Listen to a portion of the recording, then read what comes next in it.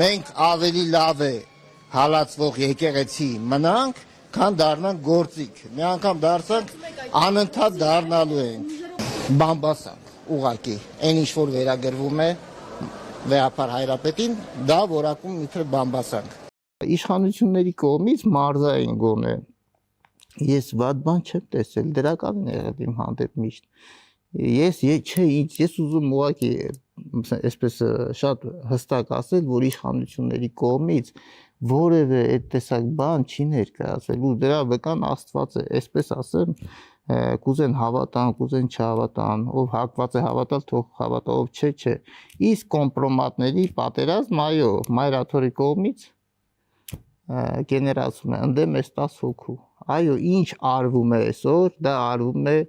Մայր Աթորի կողմից տրամադրված բամբասանքների, չգիտեմ։ Այսպես Մայր Աթորն է ստիպում պատվեր տալիս ընդդիմադիր մամուլին, որ ձեռնարկի։ Ոչ միայն